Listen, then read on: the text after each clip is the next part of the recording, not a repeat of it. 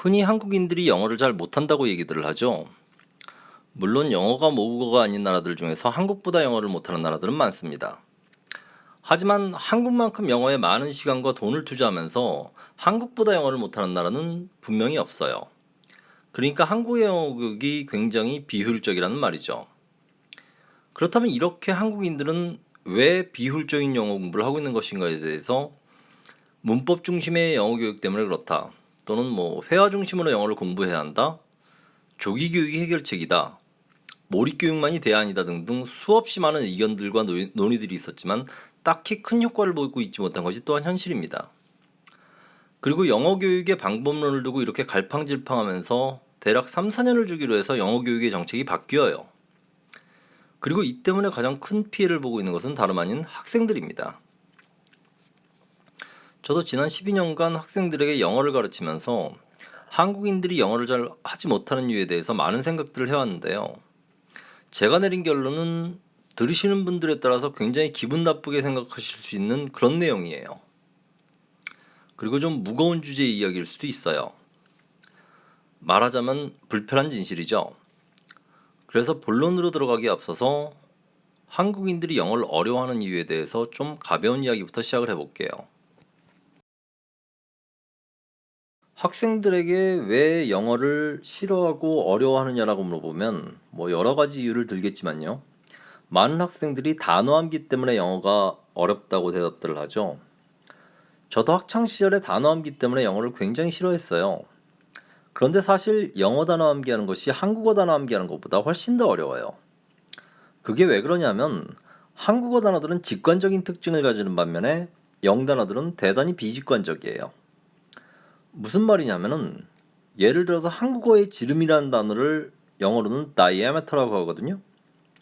지름의 절반을 한국어로 뭐라고 할까요? 반지름이라고 하죠. 그러니까 영어도 half diameter 이렇게 말하면 좋잖아요. 그런데 영어로는 이 말을 안 쓰고 radius라고 해요. 학창 시절에 diameter와 radius를 항상 헷갈리곤 했어요. 어떤 게 지름이고 어떤 게 반지름인지. 포도를 영어로 grape라고 하죠. 건포도는 dried grape라고 하면 편하잖아요. 근데 영어는 이 dried grape라는 표현을 안 쓰고 raisin이라는 말을 써요. 물론 half diameter 또는 dried grape 이렇게 얘기하기도 합니다. 하지만 거의 이 단어를 쓰지 않고 radius, raisin이라는 표현을 꼭 써요. 또 한국어는 손목, 발목 이 얼마나 직관적입니까? 근데 영어로는 wrist, ankle이라고 말해요. 이런 예들은 수도 없이 많습니다. 소를 영어로 뭐라고 하죠? 우리가 흔히 cow라고 알고 있는데 사실 cow는 암소를 의미해요. 그렇다면 숫소는 bull이라고 합니다. 그리고 이 숫소와 암소를 통칭하는 말, 즉 소를 영어로 뭐라고 하죠? 이건 또 ox라고 해요. 보세요. 한국어는 소라는 말을 중심으로 해서 직관적으로 단어들을 이해할 수 있는 반면에 영어는 그게 불가능해요. 소떼를 영어로 뭐라고 하죠? 소떼. 이건 캐틀이라고 해요. 소고기는 비프예요. 한국어는 그나마 예외가 송아지인데 이건 또 송아지, 강아지, 망아지 이런 식으로 연결이 되죠. 송아지는 영어로 calf라고 합니다. 한국어는 이런 단어의 구성의 원칙만 잘 알면은 순양, 암양, 숙회, 암캐, 순말, 암말 이런 식으로 많은 단어들을 쉽게 이해하고 암기할 수 있는 반면에 영어는 이런 연결고리들 없이 단어들을 암기해야 하는 경우가 많아요. 저도 이러한 점 때문에 학창시절에 영어 공부하는 것이 정말 싫었습니다. 그리고 영어는 발음이 정말 어려운 언어죠. 사실 영어의 발음은 영어 원어민들조차도 대단히 어려워해요. 가령 예를 들어서 이 단어를 다들 잘 알고 계실 겁니다. 어떻게 발음하죠? science라고 발음하죠. 과학이라는 뜻입니다. 이 science에 con이라는 접두어를 한번 붙여보죠. 그러면 어떻게 발음될까요? 당연히 conscience라고 발음되는 게 맞을 것 같잖아요. 그런데 이게 conscience가 아니라 conscience라고 발음이 됩니다. 양심이라는 의미예요. 인터넷 사전에서 한번 발음을 들어보도록 하죠. conscience, conscience, conscience, conscience, 잭 니콜슨, 헬렌 헌트 주연의 영화 이보다 더 좋을 순 없다를 보면 이와 관련한 아주 흥미로운 장면을 볼 수 있습니다. 내용을 좀 잠깐 설명드리자면은 괴팍한 성격의 베스트셀러 작가인 멜빈 유달은 자신이 자주 가는 레스토랑의 웨이트리스인 캐롤의 아들의 병이 낫도록 도와줍니다. 이 때문에 캐롤이 유달에게 감사 편지를 써서 보내는 장면입니다. You are not still writing that thank you note. I'm on the last page. How do you spell conscience? Conscience. Look, I got you on from the bakery to babysit so we could go out. I still don't feel safe leaving Spencer with someone. Could you spell it again, please? Spencer's okay. You better start finding something else to do with your free time. Sean, are you hungry? Yeah. All right. I gotta finish this letter or I'll go nuts. Harold? This can't be right. Con-science? 미국 시트콤 빅뱅 이론에서도 이와 비슷한 에피소드가 등장합니다. 이 단어의 발음과 철자가 다소 생소하신 분들이 계실 겁니다. 이 단어는 asthma라고 발음이 되고 천식이란 뜻을 가지고 있어요. 빅뱅 이론에서 남자 주인공인 레너드가 여자 주인공인 페니에게 asthma의 스펠링을 물어보는 장면이 나옵니다. Did you tell her about your lucky asthma inhaler? Oh yeah? Spell asthma. A-S. Take me home. Maybe I'm not done hanging out with... You're right, it's getting late. 이처럼 영어 원어민들조차도 자신들이 늘 사용하는 영단어들의 발음과 철자를 잘 일치시키지 못하고 어려워합니다. 그 중에서도 최악은 누가 뭐래도 이거죠. 이걸 어떻게 발음합니까? 코요테죠. 코요테란 북미 지역에서 서식하는 늑대보다 크기는 조금 작은 객과의 동물인데요. 대부분의 한국 사람들은 이 발음을 코요테로 알고 있습니다. 사실 어떻게 봐도 코요테죠. 근데 영어 원어민들은 이걸 어떻게 발음하느냐면요. coyote 이렇게 발음합니다. 조금 굴려서 뭐 coyote 이렇게 발음을 해요. 인터넷 사전을 이것도 한번 확인해 볼게요. coyote, coyote, coyote, coyote. 이 단어가 어떻게 발음이 될까요? 이 단어가 fish로 발음이 될 수 있습니다. 영어를 가르치다 보면 학생들이 GH 발음을 잘 못하는 경우가 많습니다. laugh, tough, enough 등의 GH를 F 사운드로 인식하는 걸 어려워하는 경우가 많아요. 그런데 사실 이건 한국인들만 그런 게 아닙니다. 노벨 문학상을 수상한 아일랜드 출신의 극작가인 조지 버나드 쇼는 fish를 GHOTI로 써도 똑같다고 투덜거린 적이 있습니다. tough의 GH, 그 다음에 women의 O, 그리고 nation의 TR을 조합하면은 fish와 발음이 같거든요.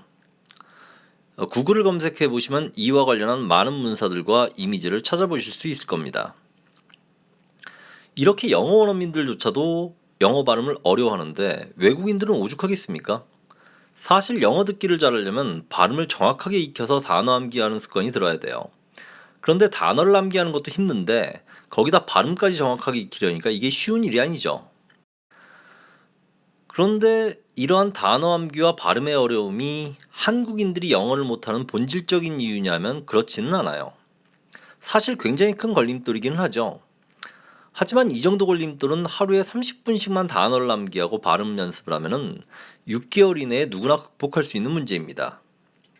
이 말은 영단어들을 모두 다 암기하고 발음을 완전하게 익힐 수 있다는 이야기가 아니라 더 이상 큰 어려움으로 느끼지 않는 단계로 올라갈 수 있다는 얘기입니다.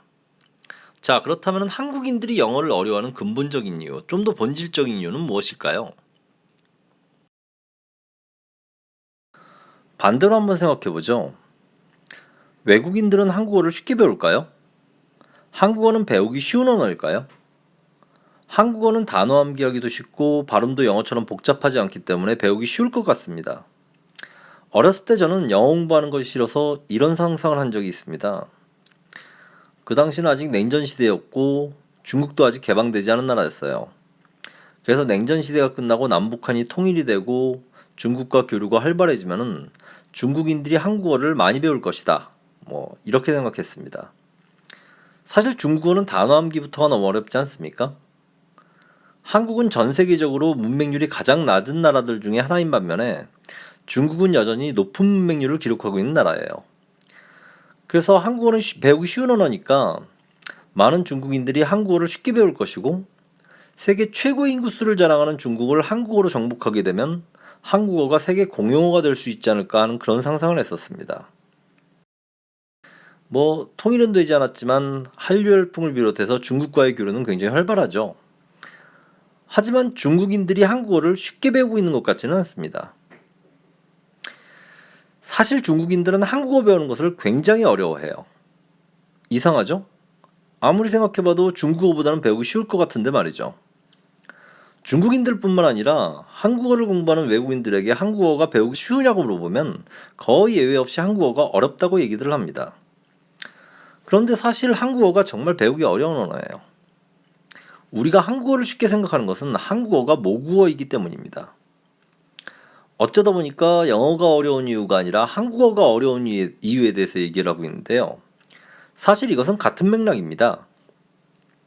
한국어가 왜 어려운 언어인가를 이해하면 한국인들이 왜 영어를 어려워하는지가 보여요. 더 재밌는 것은요. 한국인들이 한국어에 대해서 잘 몰라요. 이건 정말로 이해가 안 되시죠? 내가 왜 한국어를 잘 몰라? 매일 한국어로 읽고 쓰고 듣고 말하고 생각하는데? 그런데 지금 강의를 쭉 들으시면 아시겠지만 한국인들이 한국어를 잘 몰라요. 지금 제가 설명하려는 내용이 이러한 점에 관한 것들인데요. 외국인들이 한국어를 어려워하는 이유가 바로 문법 때문입니다. 한국어 문법이죠. 이건 단순히 한국어의 높임말을 비롯한 어미 변화만의 문제가 아니에요. 그리고 한국인들이 영어를 어려워하는 본질적인 이유 역시 바로 영문법 때문이죠. 대부분의 한국인들이 영어를 공부할 때 문법을 굉장히 싫어합니다. 사실상 한국인들은 문법을 혐오하죠. 제가 학창시절에 영어 공부를 할 때, 그러니까 성문 영어가 한국 영어를 지배하던 시절이죠. 그 당시에 문법이라는 것은 암기 위주의 문법이었는데 예를 들어서 명사의 종류를 고유명사, 추상명사, 집합명사, 보통명사, 물질명사 이렇게 5가지로 분류를 하고 앞글자를 따서 고추집 보물 이렇게 암기하곤 했습니다. 영어 공부의 대부분이 이런 식이었고 처음에는 선생님들이 시키는 대로 무작정 암기하고 공부했죠. 근데 계속 공부하다 보니까 이런 거 뭐하러 공부하나 싶은 거예요. 외국인들과 의사소통하면서 고추집 보물이 도대체 왜 필요합니까? 영어 원어민이랑 대화하다 상대방이 갑자기 명사의 종류 5가지 대봐 이러나요? 대답 못하면 명사의 종류도 잘 모르는 사람이랑 대화할 수 없어 이러고 가버리나요? 그리고 이런 식으로 영어를 공부하다 보면 자연스럽게 이런 생각이 떠오르게 돼요. 우리가 어렸을 때 한국어 공부하면서 무슨 문법 같은 거 공부했나? 우리가 한국어 문법을 잘 알아서 한국어를 잘하게 된 건가? 그런데 왜 영어 공부하면서 영문법을 공부해야 하는 거지? 혹시 영문법 같은 거에나 매달리니까 내가 영어를 못하게 된 것은 아닐까? 한국인들이 영어를 잘 못하는 이유가 문법 중심의 영어 공부 때문이 아닐까? 그리고 학생들이 이러한 생각들에 편승해가지고 많은 영어 학원들과 영어 선생님들이 어려운 문법 용어 같은 것들이 영어를 망친다. 문법을 공부하는 것이 오히려 올바른 영어 의사소통을 방해한다. 그리고 의사소통을 위해서 영어를 공부하는 것이지 문법을 공부하려고 영어를 공부하느냐 이런 주장들을 하시고 그렇기 때문에 우리는 문법에 매달리는 영어가 아닌 진정한 영어를 가르친다. 이렇게 말씀하시는 것을 간혹 보게 돼요. 사실 이런 문법 경식 풍조는 학력고사 시대의 암기 중심의 문법 교육에 대한 반발로 어떻게 보면 당연하다고 할 수도 있어요. 어쨌든 이러한 이유 때문에 수능 영어로 넘어오면서 영문법의 비중을 대폭 줄이고 독해 중심의 영어로 전환된 지 거의 20년이 지났습니다. 현재 수능 영어에서 어법 문제는 한두 문제밖에 출제되지 않고 있지 않습니까? 그런데 수능 이전 세대보다 그러니까 학력고사 세대보다 수능 세대가 딱히 영어를 더 잘하게 된 것 같지는 않아요. 제가 볼 때는 오히려 더 하락한 측면이 없지 않습니다. 어쨌든 더 나아지지는 않았어요, 분명히. 그렇다면은 영문법과 관련하여 도대체 무엇이 문제인가? 영문법을 공부하는 것이 과연 영어 공부에 도움이 되는가? 그리고 배워야 한다면 도대체 어떻게 배워야 하는가? 그리고 앞에서 한국어가 굉장히 어려운 언어라고 하지 않았습니까? 그리고 한국인들이 한국어에 대해서 잘 모른다고도 했는데 이러한 내용들을 영문법과 관련하여 한번 설명해 보도록 하겠습니다. 우선 이러한 것들을 이해하려면 일단 기본적인 영문법에 대해서 설명을 해야 합니다. 우선 한국어든 영어든 어떤 언어든지 품사와 문장 구성 요소에 대한 기본적이고 공통적인 개념들이 있습니다. 영어에는 8품사가 있다고 얘기들을 하죠. 명사, 대명사, 동사, 형용사, 부사, 전치사, 접속사, 감탄사 이 8가지를 8품사라고 합니다. 문법이라는 것은 결국 이 8가지의 품사가 문장 내에서 어떤 역할을 하느냐가 거의 전부예요. 크게 5가지 역할을 합니다. 주어, 목적어, 보어, 서술어, 수식어입니다. 이 5가지를 문장 구성 요소라고 합니다. 지금 모든 품사들이 어떻게 모든 이 문장 구성 요소로 사용되는지를 설명할 수는 없고요. 품사에서는 다른 품사들은 다 제외하고 명사와 동사만을 중심으로 설명하도록 하겠습니다. 대명사는 명사를 대신하는 말이니까 지금부터 제가 명사라고 하면 대명사도 포함한다고 이해해 주세요. 그리고 문장 구성 요소에서는 수식어를 제외하고 주어, 목적어, 보어, 서술어만을 중심으로 설명하도록 하겠습니다. 그리고 편의상 동사와 서술어를 같은 개념으로 이해하도록 하겠습니다. 사실 서술어가 동사보다는 좀 더 큰 개념인데 우리가 흔히 주어와 동사라고 얘기들을 많이 하죠. 사실은 주어와 서술어라고 해야 하는 것이 맞습니다. 하지만 주어와 동사라는 말이 더 널리 쓰이니까 동사라고 하면 그냥 서술어를 의미하는구나 이렇게 이해해 주세요.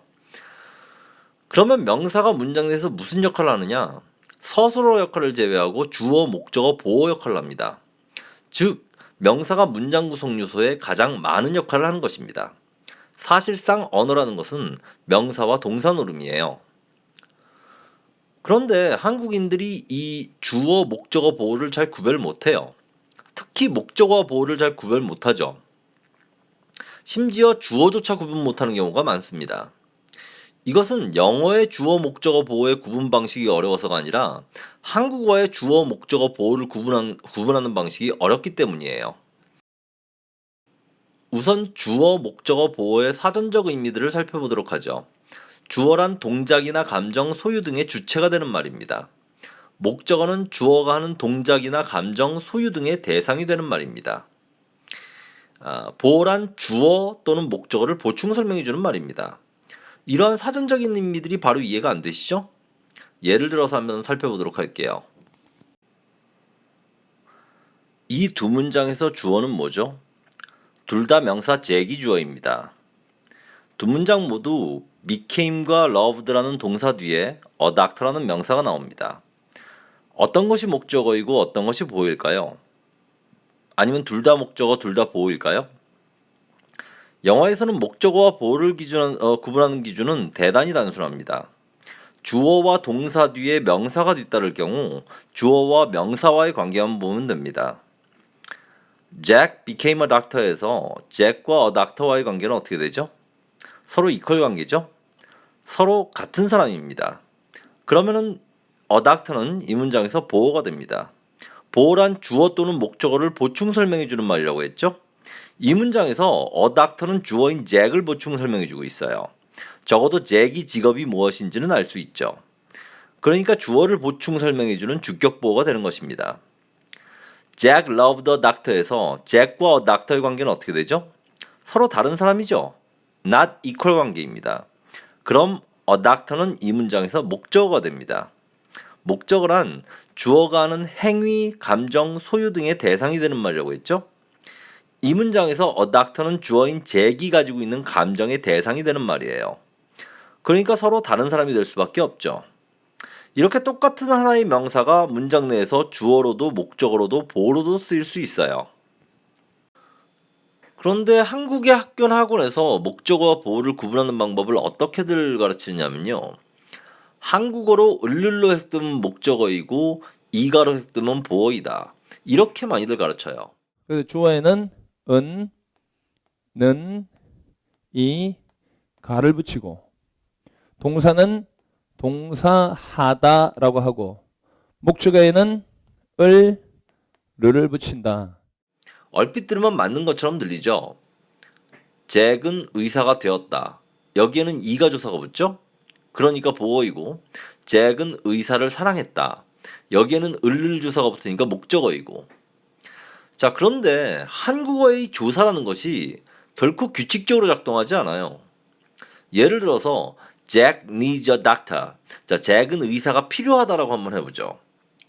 여기서 a doctor는 목적어입니까? 아니면 보어입니까? 영어로 보면은 잭과 a doctor는 이퀄 관계가 아니죠. 따라서 목적어입니다. 하지만 한국어로는 목적격 조사인 을을이 아닌 이가 조사가 붙어요. 물론 잭은 의사를 필요로 한다라고 말할 수도 있죠. 그렇다면은 잭은 의사가 필요하다라고 말할 때는 의사를 보어로 간주하고 잭은 의사를 필요로 한다라고 할 때는 의사를 목적으로 보는 것인가요? 두 문장 모두 같은 의미잖아요. 그러니까 한국어는 조사를 보고 목적어 보어를 구분할 수 없어요. 한국어에는 주격 조사와 목적격 조사라는 것이 있는데 이러한 조사에 따라서 명사의 격을 구분하게 돼 있죠. 근데 이 조사가 대단히 불규칙하게 작동을 해요. 가령 나는 수지를 좋아해요 라고 말할 수도 있지만 나는 수지가 좋아요 라고 말할 수도 있죠. 그런데 나는 수지를 사랑해요 라고 말하지 나는 수지가 사랑해요 라고 말하지는 않습니다. 이 동사 좋아하다와 사랑하다 사이에는 도대체 어떤 차이점이 있는 걸까요? 이게 어떤 원칙에 의해서 이렇게 구분되는지 대다수의 한국인들은 모르죠. 더 이해하기 어려운 예를 한번 들어보도록 하겠습니다. 잭은 내가 죽일 거야와 같은 문장을 한번 보죠. 이 문장을 잭은 의사가 필요하다와 한번 비교해 볼게요. 싱크를 좀 한번 맞춰볼까요? 잭은 내가 필요할 거야 라고 한번 해봅시다. 자, 이 두 문장의 구조가 똑같죠? 잭은 내가 필요할 거야, 죽일 거야. 동사만 제외하면은 조사를 비롯한 모든 구조가 똑같습니다. 자, 이 두 문장의 명사적 요소 잭과 내가 각각 어떤 문장 구성 요소, 즉 주어, 목적어, 보어로 사용되었는지 구분이 되시나요? 자, 잭은 내가 필요할 거야의 주어는 잭인가요, 나인가요? 잭이죠. 잭이 나를 필요로 하는 거죠. 그렇다면 잭은 주어가 되고 나는 목적어가 됩니다. 자, 그러면 밑에 문장, 자, 잭은 내가 죽일 거야의 주어는 잭인가요? 잭이 나를 죽이는 건가요? 아니죠. 여기서는 또 내가 주어죠. 내가 잭을 죽이는 거죠. 분명히 똑같은 명사, 대명사에 똑같은 조사가 붙어 있는데 이렇게 서로 다른 문장 성분으로 나뉘게 돼요. 그러니까 영어로 윗문장은 Jack will need me가 되고 아랫문장은 I will kill Jack이 됩니다. 한국어를 외국어로 공부하는 사람들이 이걸 쉽게 이해할 수 있을까요? 한국인들이 이해하는 것처럼 이건 당연히 잭이 나를 필요로 하는 거고 이건 당연히 내가 잭을 죽이는 거지 이렇게 이해할까요? 만약 한국어를 외국어로 공부하는 사람들이 이 점에 대해서 질문한다면 여러분들은 뭐라고 설명할 수 있을까요? 참 이상하죠? 매일 한국어로 읽고 쓰고 듣고 말하고 생각하는데 우리 한국인들은 이런 한국어의 어려운 점들에 대해서 잘 모릅니다. 그래서 한국인들이 한국어에 대해서 잘 모른다고 제가 말하는 것입니다. 아인슈타인이 말했듯이 여러분들이 이러한 점에 대해서 명확하게 설명할 수 없다면 여러분들은 한국어를 충분히 잘 이해한 것이 아닙니다. 한국인들이 이렇게 어려운 한국어 문법을 쉽게 이해하고 사용할 수 있는 이유는 한국어가 모국어이기 때문입니다. 모국어로 언어를 공부하는 것과 외국어로 언어를 공부하는 것은 완전히 다른 것입니다. 그러니까 우리가 한국어를 익힐 때 문법을 공부하지 않았으니까 영어를 공부할 때 문법을 공부해서는 안 된다라고 주장하시는 분들은 모국어와 외국어를 공부하는 것의 차이점을 모르시는 분들이죠. 외국어로 한국어를 공부하시는 분들은 한국어 문법을 공부해야 하고 위에서 설명드렸다시피 그게 결코 쉬운 일이 아니죠. 자, 다음 강의에서 좀 더 다양한 예들을 통해서 한국어와 영어의 차이점에 대해서 설명드리도록 하겠습니다.